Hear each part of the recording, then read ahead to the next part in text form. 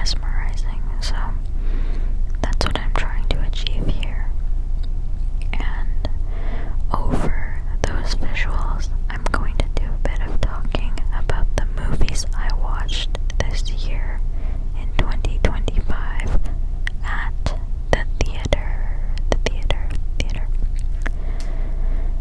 Yeah, so I will warn you first that I haven't seen everything that came out this year, only a select few of random ones that me and my friends decided to go watch.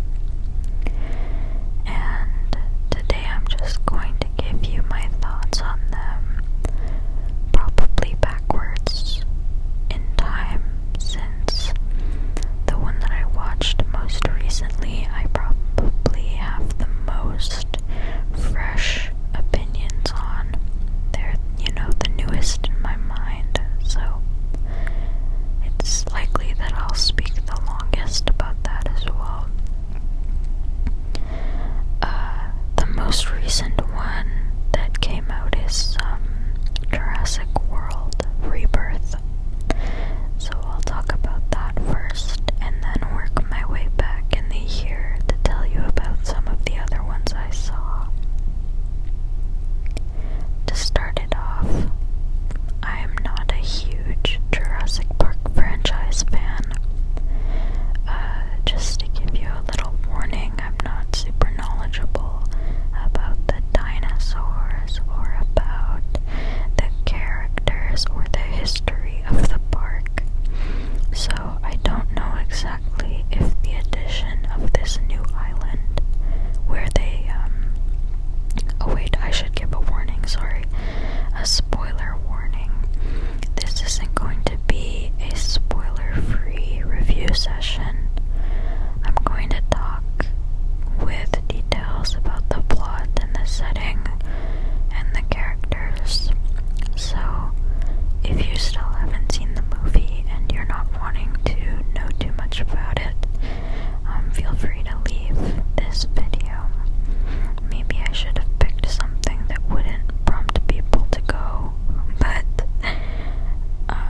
this is what I've chosen to talk about today, so I guess it'll have to do. Hopefully most of you have seen the movies, if anybody sees this.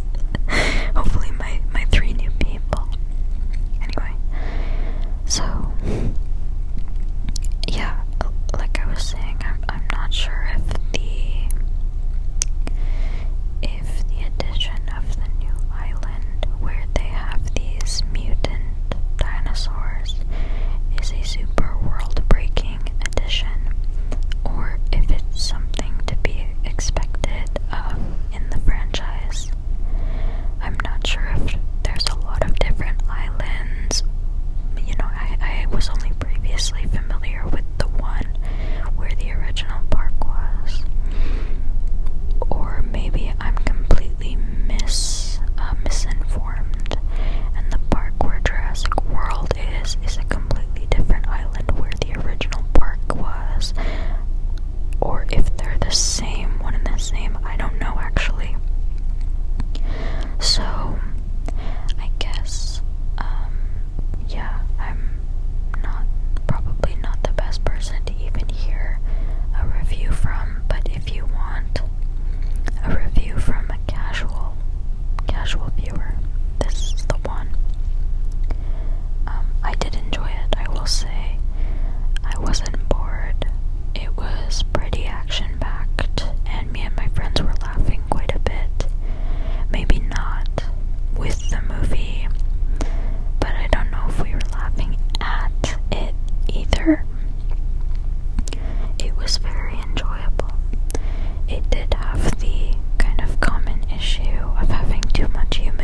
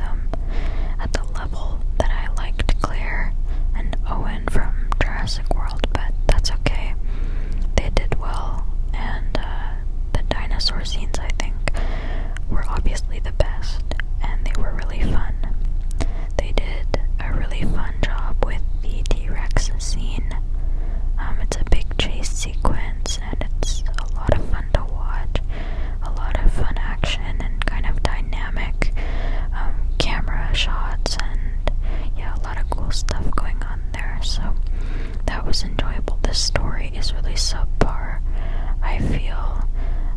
I thought it was kind of silly that they did this big time jump where the dinosaurs have been out in the wild on the earth for, I think it was like a 30-year time jump, but then they're all just dying anyway, so they're back. The only place that they're really thriving is an island again. It's like, okay, well, what was the point of releasing them to the rest of the world if we were just gonna do another movie on an island? You know? It's like, it felt like a pointless, I don't know, it's like they retconned everything that they had been building. But whatever. It was good, it was fine. Not amazing, but fine. And I had fun, so that's my final thoughts about that movie. Moving on, the one that I saw previous to Jurassic World was F1. Now, I'm no F1 historian, but I am a fan. I watch all the races, and I pay attention to it. And I did not like this movie at all. And I know that that's been the general consensus. Brad Pitt was just a really weird choice off the hop. You know, he looks too old for it. A lot older than Fernando Alonso. He looks, you know, he's even kind of too buff for it, like too big for it. You know, those drivers have to weigh a lot less than what he weighed. It just looks kind of absurd. You know, for him to be in that car, it just doesn't really look right. And I remember I was watching the races in 2024 where they were filming the race scenes for the film, and it was really funny to watch in real time when they were recruiting the real drivers to be in the film. That was the highlight for me of the film, was the drivers, real drivers making appearances, and not just the drivers, also team principals, former team principals, all sorts of strategists, and also the pit crew teams as well. I thought it was super funny that, like, I don't know if that's anything we've ever seen before, right? In sports movies, they hire casts to be sports teams. They hire actors to be coaches. You know, you don't see, like, a football team, a real football team in a football movie. That doesn't happen. At least I don't think it has. Maybe I'm uninformed. I'm living under a rock or something. To be fair, I don't really watch football movies. But I just think it's really funny that they were in it like that, the drivers. And that definitely made it a lot of fun to watch.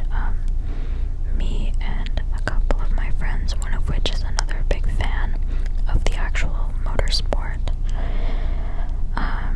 So that was really fun. But the story and the characters were insufferable. Really insufferable. And I think a lot of the acting was really good, but Brad Pitt was not that acting. I think he had the worst acting in the movie, which is so crazy because he's the main character. It's definitely like the fault of the writers as well. Obviously, he wasn't really given much to work with, but regardless, I really didn't like him in this movie.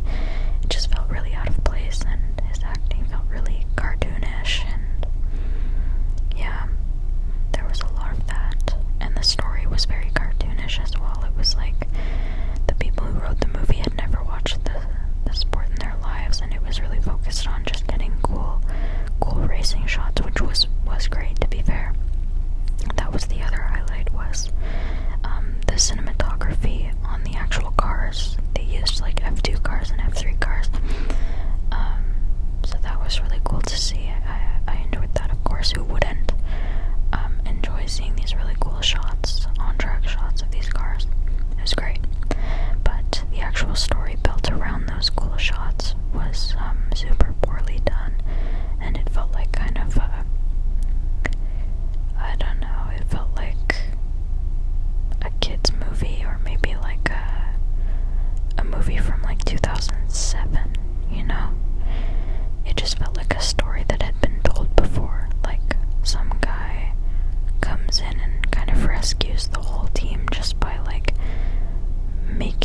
crazy decisions that don't really make sense.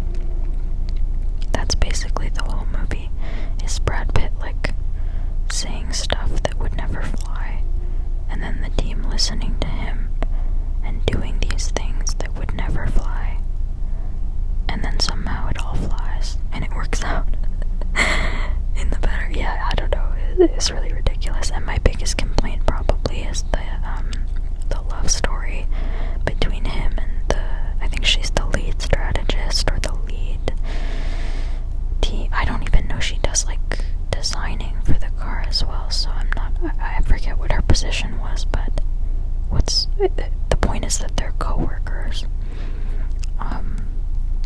She and Brad Pitt fall in love, and it's totally stupid, so yeah, that felt like a mockery of women in the sport for sure, so I didn't like that at all. If you're a fan of F1, odds are you're gonna be laughing watching it, but the odds are you probably already have seen it as well. If you're a fan of F1, I'm sure you all understand. Moving on to Thunderbolts. I think I'll talk about this one the least, because although I did have a lot to say about it when it came out, I have less to say now.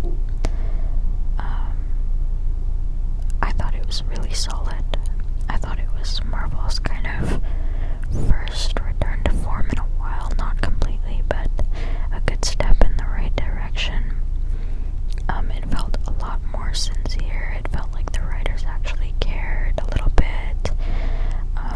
I thought it was really fun that they pulled in characters from the TV shows, or at least, like, I wasn't familiar with all of them, but I did watch Falcon and Winter Soldier show back when it first came out on Disney Plus. After that, I don't know if I watched any of the other Marvel shows. I haven't seen Loki or WandaVision. I don't know why, out of all of them. I think I chose to watch the Falcon and the Winter Soldier because I really like the Falcon. So it's really unfortunate that he got such a shit movie this year. But that's besides the point.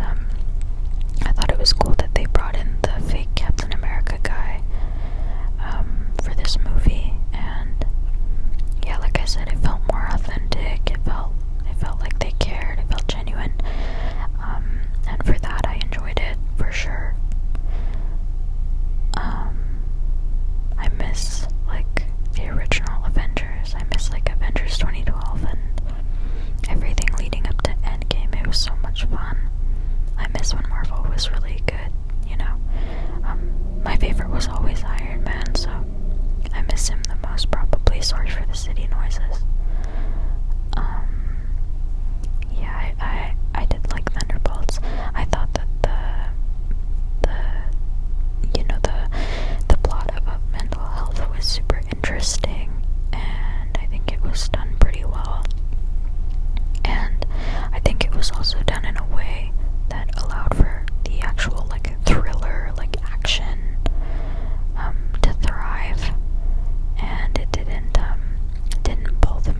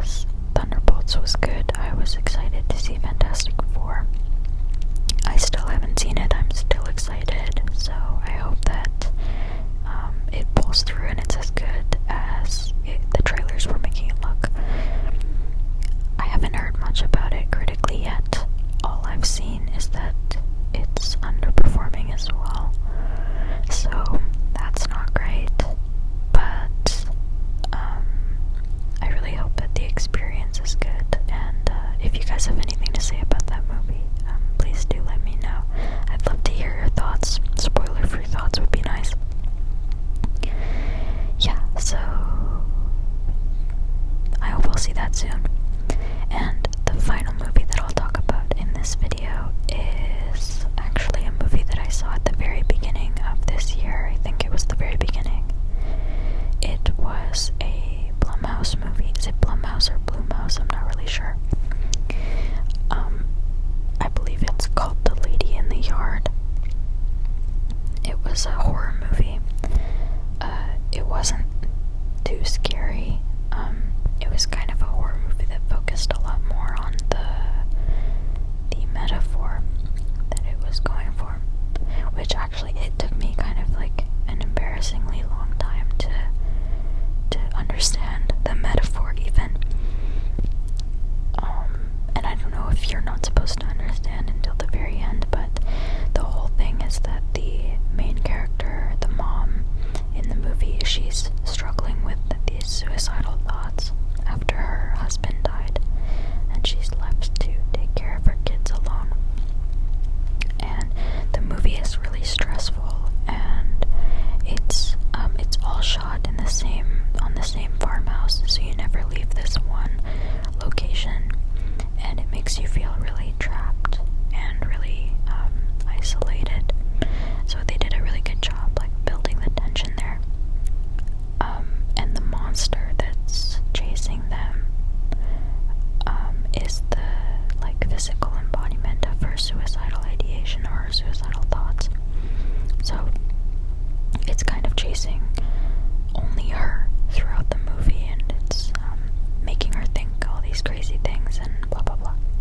And then at the end it makes its final threat, but when she refuses to do it, it kind of goes away. So, you know, the whole twist is that she's in control the whole time, and this is what it was, and she, you know, calls her children back, and everything ends up okay. And it's a really hopeful ending and a good message. The movie itself felt like it dragged on quite a bit, but the acting was really, really good, and the tension building was good, and the message was unique and good.